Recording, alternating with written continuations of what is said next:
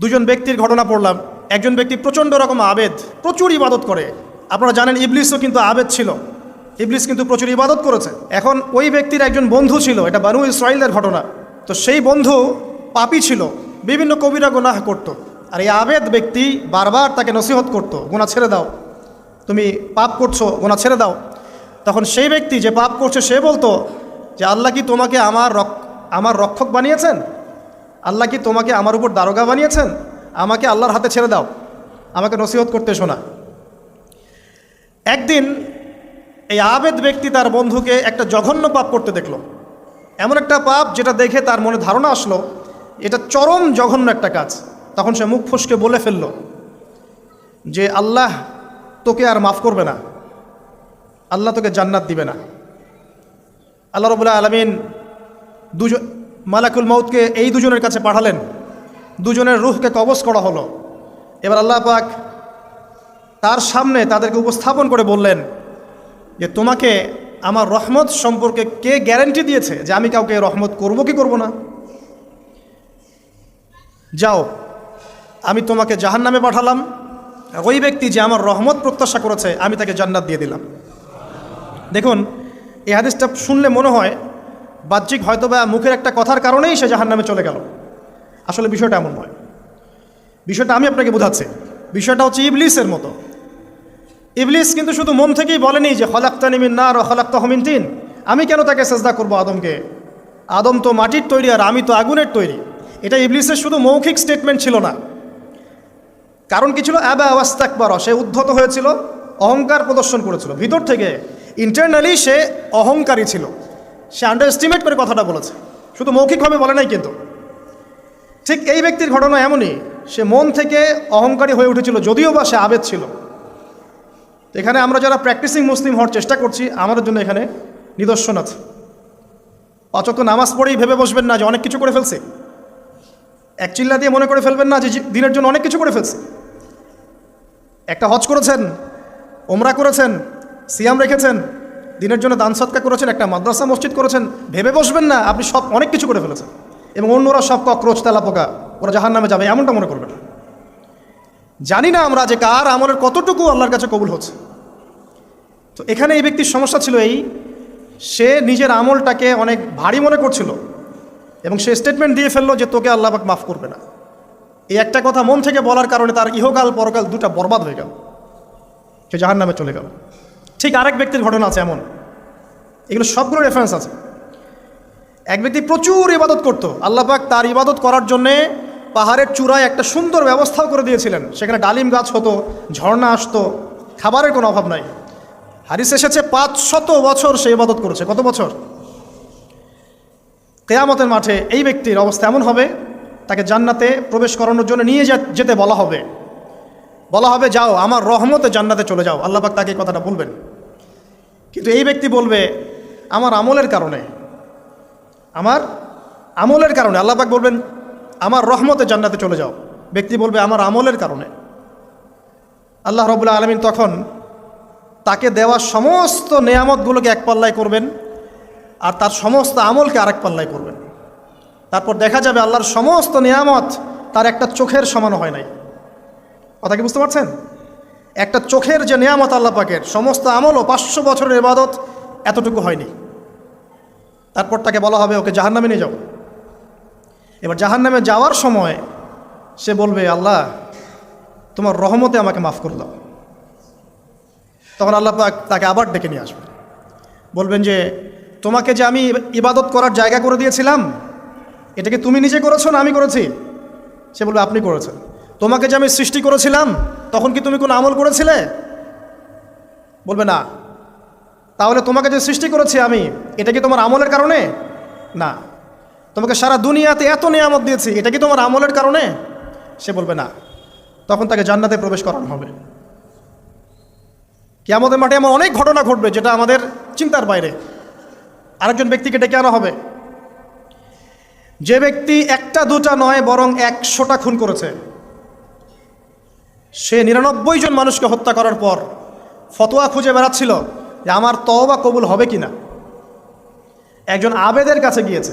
আবেদ আর আলেম কিন্তু এক জিনিস না। আবেদ মানে যে প্রচুর ইবাদত করে, তার জ্ঞান কম, সে শুধু জানে কিভাবে ইবাদত করতে হয়।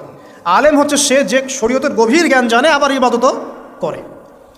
আবার যারা জ্ঞান আছে আমল নাই, সেও কিন্তু প্রকৃত আলেম না। প্রচুর জ্ঞান আছে কিন্তু জ্ঞান অনুযায়ী আমল করে না, সেও কিন্তু প্রকৃত আলেম নন। এবার আসেন, তো এই আবেদের কাছে গিয়ে সে বলছে আমার কি ক্ষমা হবে, আমি 99টা খুন করেছি। সে বলল তোমার আবার ক্ষমা, তোমার ক্ষমা নাই। তখন এই ব্যক্তি এই আবেদকে হত্যা করে 100টা খুন পূর্ণ করলো, ওকেও সে মেরে ফেলছে। আমার ক্ষমাই হবে না তো তোর বেঁচে থাকার কি দরকার, তুইও মর। কি বুঝতে পারলেন? বর্তমান বিশ্বের উগ্র মাথার পলিটিশিয়ানদের মতো অবস্থা। আমার দেশের সমস্যা, তোর দেশ পারমাণবিক বোম্বের উড়াই দিব, মানে এরকম একটা অবস্থা। তো আল্লাহ রাব্বুল আলামিন এই ব্যক্তির মধ্যে একটা চেতনা তৈরি করলেন যে আমাকে তওবা করতে হবে। সে তখন সার্চ করতে লাগলো আরও কোনো আলেম আছে কিনা। এরপর অনেক দূরে একজন আলেমের সন্ধান পাওয়া গেল। সে সেখানে গেল, তাকে গিয়ে বলল আমার কি ক্ষমা হবে? সে আলেম তাকে বলল হ্যাঁ, তোমারও ক্ষমা হতে পারে, যাও তুমি ইস্তেগফার করো এবং এই এলাকা থেকে অন্য এলাকায় চলে যাও। মানে যে এলাকায় তুমি অনেক দিন ছিলে, যেখানে তুমি অনেক পাপ কাজ করেছো, এখানে থাকার দরকার নাই, তওবা করে তুমি অন্য কোথাও চলে যাও, নতুন একটা জীবন শুরু করো। এখানে থাকলে হবে কি, তোমার স্মৃতিগুলো তোমাকে তাড়িয়ে বেড়াবে এবং মানুষ তোমাকে খারাপ নজরে দেখতেই থাকবে, তুমি তখন কষ্ট পাবে। এই জন্য তুমি চলে যাও। তো চলে যেতে যেতে সে রাস্তায় ইন্তেকাল করে। এবার তার রুহ নিবে কে? এই জন্য দুদল ফেরেশতা আসছেন, জান্নাতি এবং জাহান্নামী। তাদের মধ্যে বাক বিতরটা হচ্ছে কে রুহ নিয়ে যাবে। তো জাহান্নামের ফেরেশতারা বলছেন সে এতগুলো খুন করেছে, তার রুহটা আমরা নিব। আর জান্নাতি ফেরেশতারা বলছেন না, সে তওবা করতে এসেছিল, অতএব সে আল্লাহর অভিমুখী হয়েছে, তার রুহটা আমরা নিব। আল্লাহ পাক এখানে একটা কৌশল করলেন। আল্লাহ পাক ফেরেশতাদেরকে বললেন তোমরা রাস্তাটাকে পরিমাপ করে দেখো, যেদিকে যাচ্ছিল তার পরিমাপ বেশি নাকি যেখান থেকে এসেছে ওর পরিমাণ বেশি। আল্লাহ পাক জমিনকে আদেশ করলেন হে জমিন তুমি প্রশস্ত হয়ে যাও। এবার পরিমাপ করে দেখা গেল সে তওবার দিকে আসছিল, এর পরিমাণটা বেশি। এই একটা কাজের ওসিলা আল্লাহ পাক তাকে মাফ করে দিলেন।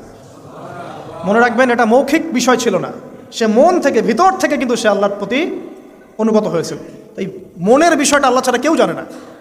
আপনি দেখতে পারেন সমাজে অনেকে দাড়ি টুপি পাগড়ি জুব্বা সব লাগিয়ে ঘুরছে, তো বিশ্বাস করেন তাদের মনটা এমনও হতে পারে যে জানোয়ারের চেয়েও কুৎসিত, এমনও হতে পারে। আবার আপনি দেখবেন সমাজে এমন অনেক মানুষ ঘুরছে যারা হয়তো অনেক পাপে লিপ্ত মনে হচ্ছে, কিন্তু মনের মধ্যে সততা আছে। আর যার মনের মধ্যে সততা আছে আল্লাহ বা কোনো না কোনো দিন ইনশাআল্লাহ তাকে হেদায়েত দিবে। এটা আমরা আমাদের অভিজ্ঞতা থেকেও দেখেছি। এমন অনেক মানুষকে আমরা দেখেছি যে ড্রাগ অ্যাডিক্টেড ছিল, মিউজিক করেছে, হারাম সম্পর্কের মধ্যে ছিল, নামাজ ঠিক মতো পড়ে নাই, কিন্তু যখনই আল্লাহর কথা আলোচনা হতো দেখতাম সে খুবই শান্তভাবে মন থেকে কথা শুনছে। এই কথা শুনতে শুনতে শুনতে একদিন মাশাআল্লাহ এখন দেখবেন যে চিল্লা দিয়ে বেড়াচ্ছে বিভিন্ন মসজিদে। আল্লাহ হেদায়েত দিয়েছে, সব ছেড়ে দিয়েছে। এরকম মানুষের অভাব নাই কিন্তু সমাজে। তো এখানে আল্লাহ পাকের রহমত বা দয়ার একটা উজ্জ্বল দৃষ্টান্ত দেখতে পারবেন। ঠিক এরকম আরও একটা ঘটনা আছে বনু ইসরাইলের। এক ব্যক্তি এত পাপ করেছে যে শেষে মৃত্যুর সময় সে সন্তানদেরকে ডাকছে, ডেকে বলছে যে আমি যখন মারা যাব আমার লাশটাকে তোমরা কবর দিও না, যদি আল্লাহ পাক আমাকে ধরতে পারেন তাহলে খবর আছে আমার। আর কী করতে হবে? সে বলছে যে আমার দেহটাকে তোমরা পুড়িয়ে ফেলবে এবং পুড়িয়ে ফেলার পরে ছাইগুলোকে একত্রিত করবা, করে অর্ধেক ছাই সমুদ্রে ভাসিয়ে দিবা, অর্ধেক ছাই বাতাসে উড়িয়ে দিবা। সন্তানরা তাই করলো।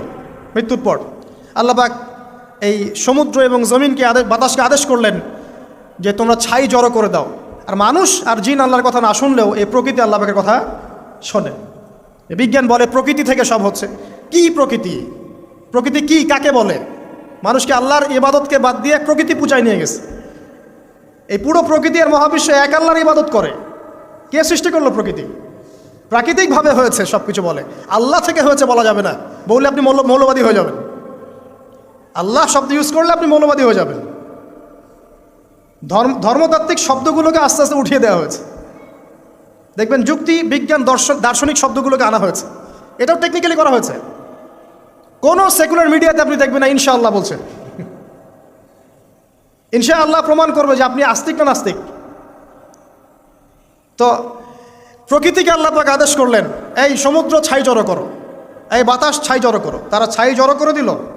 এই ব্যক্তিকে বলা হচ্ছে, তুমি জীবিত করে আল্লাহ পাক বলছেন, তুমি যে এই কাজটা করেছিলে, লিমা ফাআলতা হাদা, তুমি এই কাজটা কেন করেছো? তখন এই ব্যক্তি উত্তর দিচ্ছে, মিন খাশিয়াতিকা ইয়া রাব্বি ওয়া আনতা আ'লাম। হে আল্লাহ, আমি আমার বুঝে যা এসেছে আপনার ভয়েই আমি এই কাজটা করেছি, আর আপনি খুব ভালো করেই জানেন যে আমি আপনার ভয়ে করেছি নাকি অন্য কোনো কারণে করেছি, মানে আপনি আমার মনের কথা জানেন। আল্লাহ পাক তাকে মাফ করে দিলেন। আপনাদেরকে আমি সেই ব্যভিচারী মহিলার কথাও মনে করাই, যে ছিল একজন প্রস্টিটিউট মহিলা, পতিতা, যেটা আমরা বলি সমাজের ভাষায়, যদিও এখন নতুন শব্দ এসেছে সেক্স ওয়ার্কার বা যৌনকর্মী, এবং এগুলোকে আমরা এখন প্রমোট করছি। আমরা এখন অশ্লীলতাকে প্রমোট করছি। এই কথা বলতে আমাদের বুক কাঁপা উচিত নয় যে আমরা এখন অশ্লীলতাকে প্রমোট করছি। আমরা এখন কাপড় খোলার সংস্কৃতির দিকে যাচ্ছি। যে কাপড় খুলে দিয়েছিল ইবলিস, ইবলিস আমাদের বাবা মার কাপড় জান্নাতে খুলে দিয়েছিল। এটা কি জানেন? ফল খাওয়ার পরে এই ফল খেতে কে প্রলুব্ধ করেছে? ইবলিস। গাছের কাছে গিয়ে ফল ভক্ষণ করার পর সর্বপ্রথম আমাদের পিতামাতার গা থেকে কাপড় খুলে পড়ে গেছে। তা আমাদের পিতামাতাকে মহাবিশ্বে নগ্ন করে দিয়েছে ইবলিস, আর তার অনুসারীরা এই জমিনে আদম সন্তানদেরকে নগ্ন করছে এখন। অতএব এই যে একটা ট্রেন্ড এখন চলছে, দেখবেন হারাম রিলেশনশিপকে মিডিয়ার মধ্য দিয়ে প্রমোট করা হচ্ছে, মনে হয় একটা স্বাভাবিক বিষয়, কোনো বিষয় না এটা, যে কেউ জেনাই করতে পারে, জেনা পর্ন খুব নর্মাল। হালালভাবে যদি আপনি বিয়ে শাদী করতে যান তখন সমস্যা হচ্ছে, হালালভাবে যদি আপনি বিয়ে করতে যান তখন সমস্যা হচ্ছে। হারামভাবে আপনি যা ইচ্ছা তাই করতে পারেন, সমাজে কেউ কিছু বলছে না। এখন বলছে এগুলো স্বাধীনতা। সুবহানাল্লাহ, কোন স্বাধীনতা? স্বাধীনতা বলে কোনো শব্দ নাই মহাবিশ্বে। এই পুরো বিশ্বের সমস্ত মানুষ আল্লাহর অধীনে পরাধীন। এই বিশ্বে যত মানুষ বসবাস করছে এখন, এটা কেউই স্বাধীন নয়, না কেউ স্বাধীন ছিল, না আছে, না থাকবে। সবাই আল্লাহ পাকের দাসত্বের অধীনে পরাধীন। স্বাধীন সেই এই পৃথিবীতে যে ব্যক্তি শয়তানের তাবেদারি করে, ও নফসের তাবেদারি করে, ও তো স্বাধীন, যা ইচ্ছা তাই করতে পারে। এই যে অশ্লীলতার প্রমোটিংটা চলছে, এটাকে পারিবারিকভাবে বন্ধ করতে হবে। আল্লাহ পাক আমাদেরকে বোঝার তৌফিক দান করুন।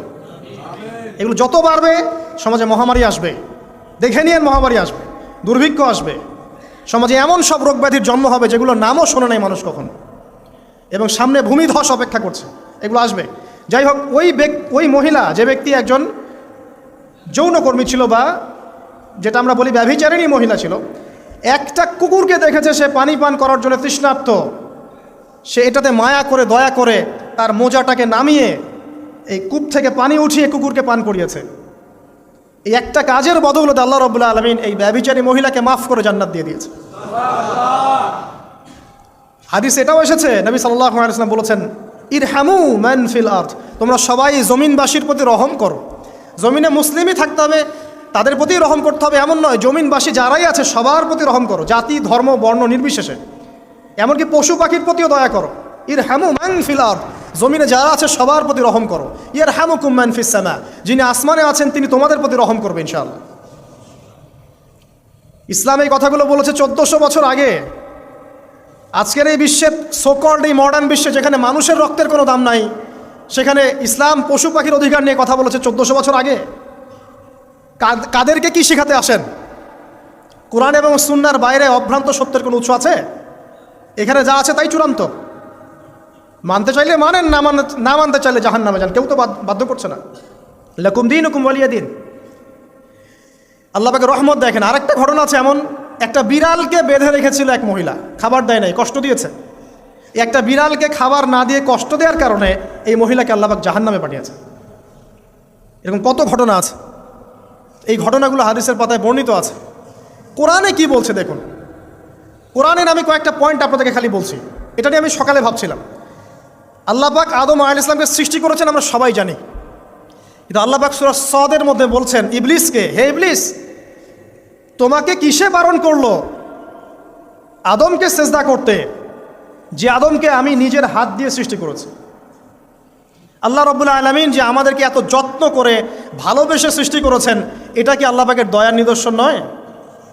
মহাবিশ্বের অন্য কোনো মাখলুক সৃষ্টির ব্যাপারে আল্লাহ পাক বলেন নাই খলাকতু বিয়াদাই, আমি নিজ হাতে তাকে সৃষ্টি করেছি।